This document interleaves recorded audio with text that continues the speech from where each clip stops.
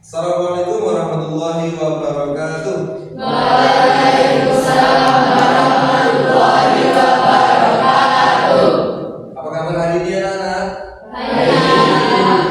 Alhamdulillahirrahmanirrahim. Kita selalu diberi kesehatan dan keselamatan oleh Allah Ta'ala untuk melanjutkan salah satu tugas dan kewajiban kita sebagai seorang muslim, yaitu thalabul ilmi atau mencari ilmu di madrasah yang kita cintai ini. Sebelum kita melanjutkan pembahasan materi bahasa Indonesia, terlebih dahulu saya absen kehadiran siswa hari ini. Pada zaman ke-7, Arwah Nizar, Hadir Pak. Awan Al-Faruq, Hadir Pak. Bima Erlangga, Hadir Pak. Kristianto Pramudikan, Yanobi Purwanti, Hadir Pak. Rizal Akiko, Ahmad Mirza. Hadir Pak.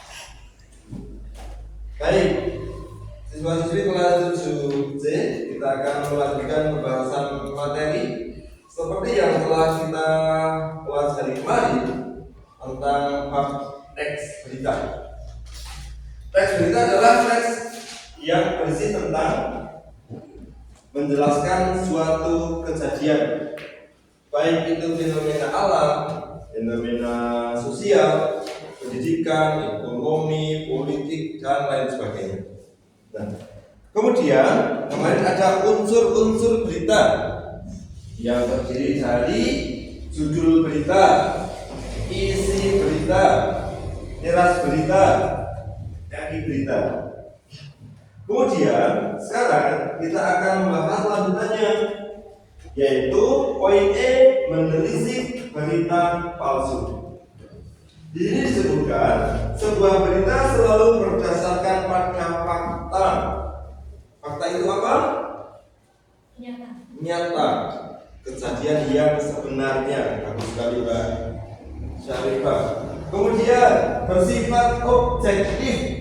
Objektif itu sesuai dengan keadaan yang sebenarnya, tanpa dipengaruhi oleh perasaan, emosi, atau pendapat atau opini. Kemudian berita juga berimbang, lengkap, tepat, akurat, dan benar. Namun sayangnya berita palsu kadang sengaja dibuat dengan tujuan tertentu. Bisa jadi untuk mengalihkan perhatian, membuat narasi agar publik misalnya menyukai seorang tokoh, atau bahkan agar membenci seorang tokoh atau pihak-pihak tertentu. Di sisi lain, artikel berita kadang dibuat bombastis untuk menarik perhatian pembaca. Nah, pernahkah kalian membaca judul artikel seperti ini misalnya? 1. Contoh 5 cara berbaikan dengan sahabat. Nah, kemudian captionnya ada kata wow, nomor 4 bikin cover. Padahal sebenarnya biasa saja nomor 4, cuma di dalam judul dibuat seperti itu, sehingga publik yang membaca judulnya langsung penasaran ini seperti apa. Ternyata isinya juga biasa saja. Nah, ini sebagai upaya untuk menarik perhatian publik agar membaca berita yang mereka buat. Yang kedua, kocak. Gaya penyanyi mawar melakukan prank kepada asistennya. Nah, ini membuat judul agar orang merasa penasaran seperti apa isi dari beritanya. Kemudian judul berita yang menarik perhatian pembaca umumnya menggunakan kata yang memancing emosi pembaca seperti kocak, menggunakan kalimat yang kocak, kata-kata yang kocak, kata yang seru, hingga frasa sebab seperti wow seperti tadi. Judul seperti ini dibuat untuk mencapai target jumlah pengunjung sebuah laman sebanyak mungkin. Karena itu, selain memilih berita yang lengkap dan akurat, tanyakan kepada diri kalian, haruskah saya mengeklik berita ini? Apakah artikel ini bermanfaat untuk saya?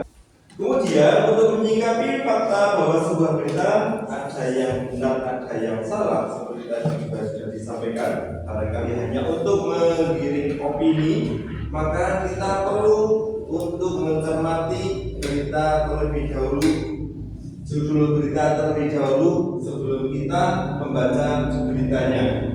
Apabila kita sudah membaca berita tersebut, juga kita harus menelaah terlebih dahulu. Jangan percaya atau jangan telaah dengan mentah-mentah.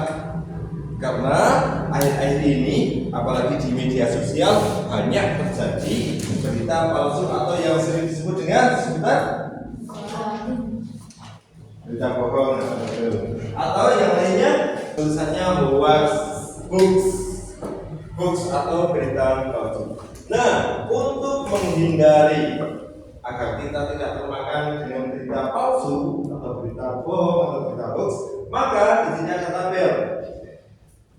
Agar kita dapat menghindari berita palsu, maka yang pertama, hindarilah satu, judul berita yang provokatif, sensasional, judul beritanya sensasional, dan menggunakan kata-kata yang memancing emosi. Maka hindarilah berita-berita dengan judul seperti itu. Untuk menghindarinya, maka kita dapat melakukan cari referensi berita serupa dari situs online yang resmi, lalu bandingkan isinya. Kemudian untuk menghindari hal tersebut, maka yang kita lakukan adalah cermati alamat URL situs.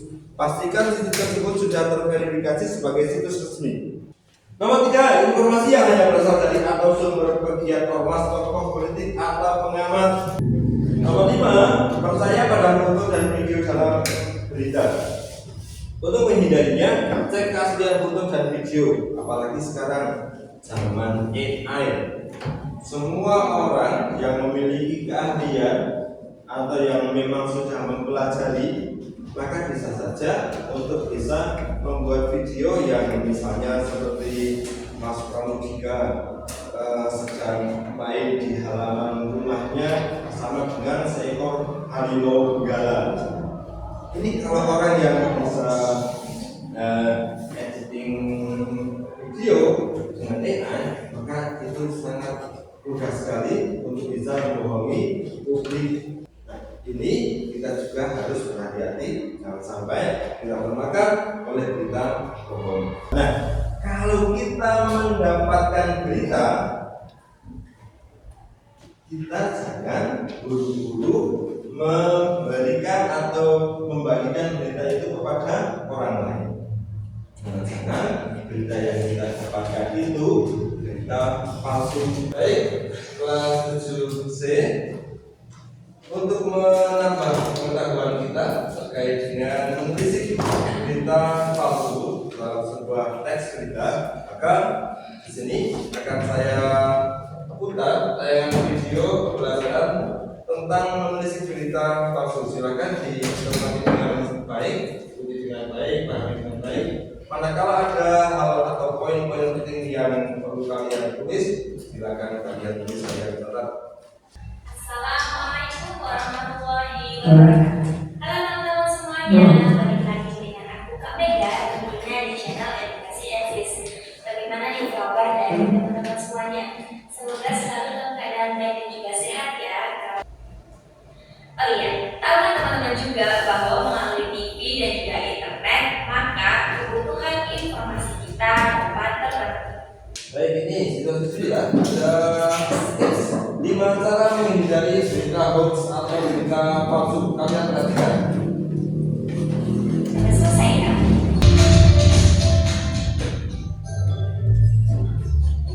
Cara yang pertama yaitu hati-hati dengan judul provokatif. Dan isinya apakah sama atau berbeda, sehingga dengan ini teman-teman dapat memperoleh kesimpulan berita yang lebih berimbang. Cara yang selanjutnya yaitu cermati alamat situs. Ketika teman-teman mendapatkan sebuah berita atau informasi berupa link, maka cermati alamat link tersebut. Cara yang dapat digunakan yaitu memperhatikan domainnya dan bukan situs resmi pers, maka informasi yang disampaikan bisa dibilang meragukan. Menurut catatan Dewan Pers Indonesia, terdapat kurang lebih 435 situs yang tergabung sebagai portal berita. Namun dari jumlah tersebut, yang telah terverifikasi sebagai portal berita resmi tidak sampai angka. Dengan adanya tips ini, semoga dapat membantu teman-teman eksis semua ketika mendapatkan sebuah informasi ataupun berita palsu dan terhindar dari sikap provokasi. Semoga bermanfaat dan teman-teman video kali ini. Jangan lupa like, komen, dan share video ini ke teman-teman kalian. Itulah tadi tayangan video pembelajaran yang menjelaskan tentang bagaimana kita untuk bisa menghindari berita hoax atau berita palsu. Nah, untuk sebagai pembelajaran, salah satu di sini ada film pendek terkait dengan berita palsu. Maka ini kita akan mengambil pembelajaran dari film pendek yang akan kalian saksikan bersama.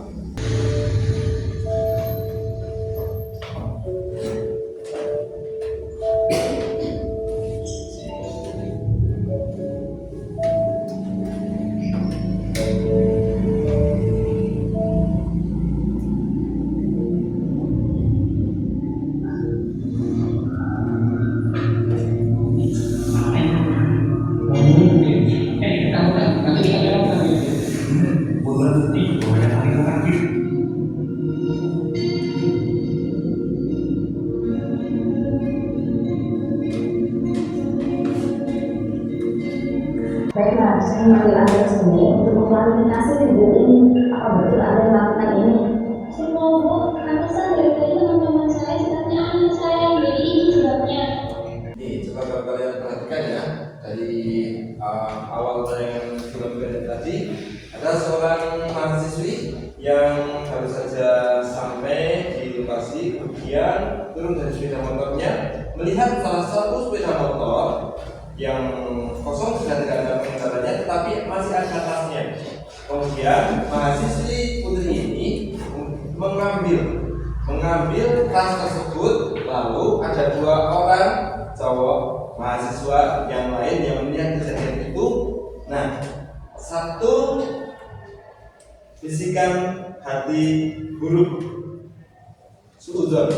Dua orang cowok ini suudzon bahwa mahasiswi tadi ini sedang melakukan pencurian atau mengambil barang yang bukan haknya. Kemudian merekam kejadian tersebut, kejadian bahwa mahasiswi ini mengambil tas orang lain, lalu belum apa-apa, belum cross check, belum menanyai apapun, langsung dikirimkan ke teman-temannya, bisa jadi ke grup, misalnya grup kelas atau grup yang lainnya. Maka sudah pada tentu orang yang menerima berita itu banyak yang langsung percaya. Hanya beberapa orang saja yang menggunakan itu, yang menggunakan husnuzon atau berprasangka baik, yang mau menggunakan akal sehatnya. Bisa jadi ini bukan kejadian yang sebenarnya, tapi kebanyakan orang ketika melihat atau ada video seperti itu, biasanya banyak yang percaya, banyak yang langsung mengikuti. Nah, maka ternyata setelah kemudian diklarifikasi oleh dosennya, ternyata tidak.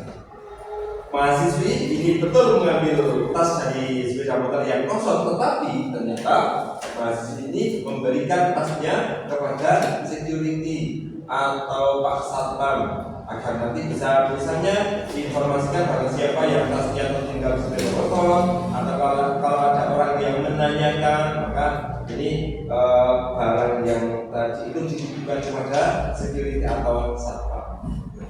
Itu menjadi salah satu pembelajaran bagi kita ketika ada suatu kejadian atau kabar atau berita dari orang lain, kita harus berhati-hati, perlu untuk di cross check terlebih dahulu kebenaran dari berita tersebut. Saya kira cukup untuk pertemuan hari ini. Barangkali ada pertanyaan atau yang belum jelas. Sudah jelas semua? Oleh karena itu, maka kita akan sudahi pertemuan hari ini. Pada pertemuan berikutnya kita akan mencoba untuk latihan menganalisis atau mengidentifikasi ciri-ciri berita bohong. Sehingga pertemuan hari ini membahas atas skala keimbangan dan kesalahan bohong